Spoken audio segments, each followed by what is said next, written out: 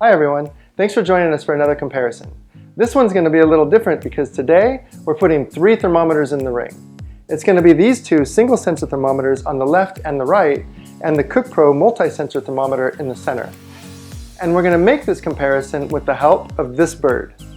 And it's not even about this thermometer versus that thermometer. It's about single sensor thermometers in general and their inability to consistently capture the cold spot. Now you might be asking yourself, why would we want to do this?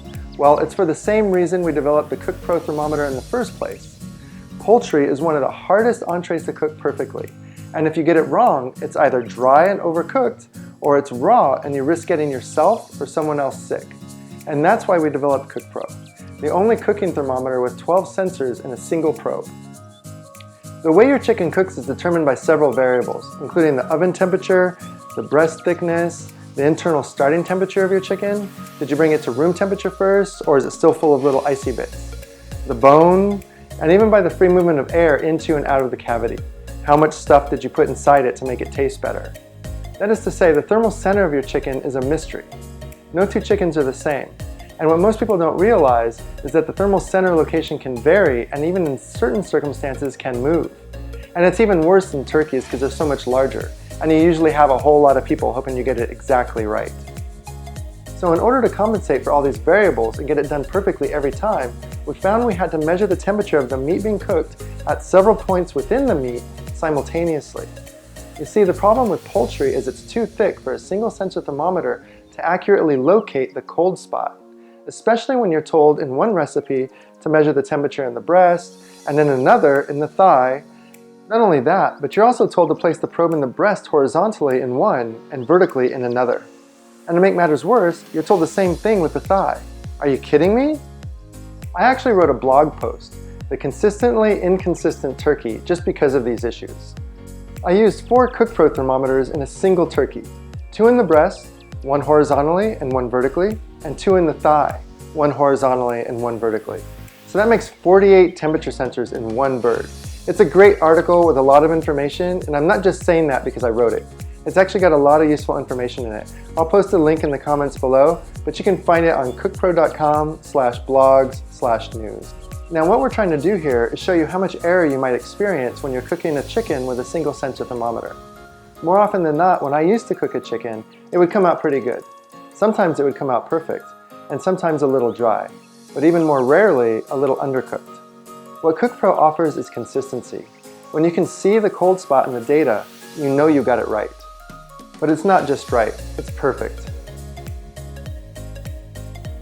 Now I pre-seasoned this chicken with some salt, pepper, and garlic salt, and I also basted the exterior with butter. That's going to add some nice flavor, but it's also going to give it a nice golden color when you pull it out of the oven. And if you're having guests over, it's always nice to present a beautiful entree.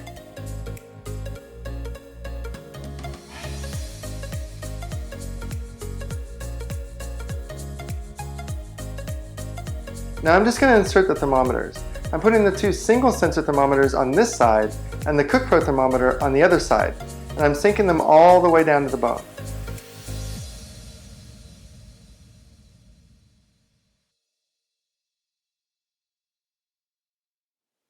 Just when you thought 1 chicken was going to be enough, we decided to throw another chicken into the mix. You can't have too much data when you're doing these experiments.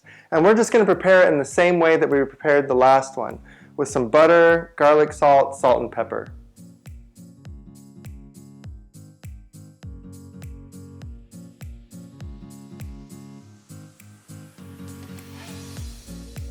Okay, this time we're going to stick both of our remaining thermometers, because we only have 2 now, on the same side of the chicken, back again down to the bone, the deepest part of the breast meat. And we're going to do them both on the same side.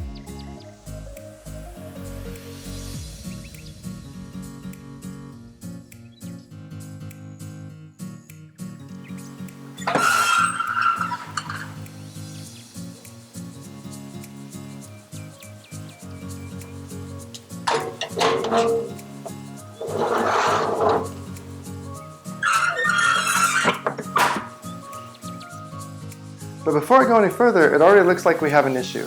I didn't realize it at first, but it appears this thermometer may have been caught on something as I placed the chicken in the oven, so we're already collecting some bogus data. The one thing that's always bothered me, and I discuss it more in depth in the blog, is this issue of not touching the bone with your thermometer. It's in a lot of recipes, and I believe it stems from beef or pork bones because they're more dense than poultry, and therefore can conduct heat down the bone more readily than poultry. So if you were to set your thermometer against a beef bone, it could easily read hotter than the adjacent meat, making you think the meat was more done than it actually is. Birds have less dense bones and may in fact act to insulate the meat near the rib cage from the internal air cavity temperature. We've seen this time and time again, particularly when cooking a chicken that hasn't been raised to room temperature. The coldest spot in the breast is often the spot immediately adjacent to the rib cage, and not the center of the breast meat, basically touching the bones. This is very easy to miss, and possibly a reason why poultry is so often undercooked, particularly by those who don't often cook whole poultry. This chicken was thawed overnight, but not brought to room temperature, and was full of little icy bits just prior to rinsing out the interior cavity. And this is why you're always given the default direction: raise the internal temperature of your chicken to at least 165 degrees. Take a look at the blog to learn more.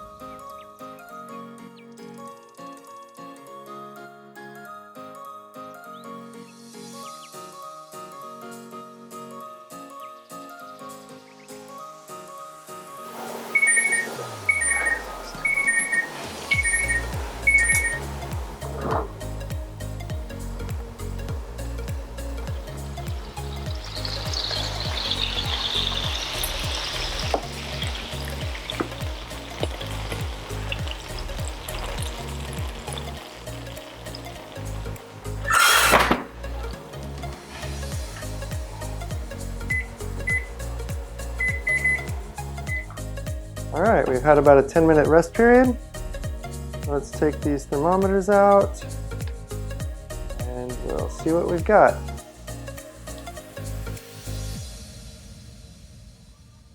Ooh, that skin looks really good. Oops.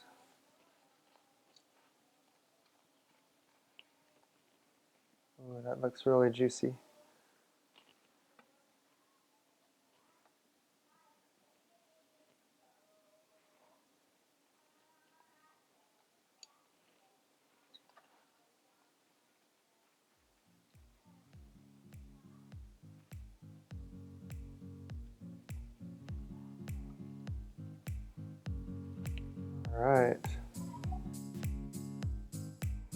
All right, we've got another perfectly cooked chicken.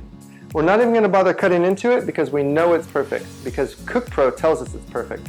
We can see the temperature profile all the way from the temperature of the oven through the skin down to the bone, because that's where we put the thermometer tip. And one thing I wanted to point out between this chicken and the other one, the two thermometers, ThermPro and KUKpro, were on opposite sides of the chicken in separate breasts. And the alarms were both set for 165 degrees, and they both went off, but only separated by about 20 seconds. In this case, we put them both very close together in the same breast, about ½ inch apart, and both all the way down to the bone. And the alarms went off at 165 degrees, but it was separated by 6.5 minutes. So the ThermPro thermometer would have had us pulling the chicken out of the oven 6.5 minutes early. And I don't recall what the temperature was right now, but we'll take a look at it later. And I think it was probably 7 or 8 degrees of difference. So you would have pulled your chicken out instead of at 165, maybe 158 or so.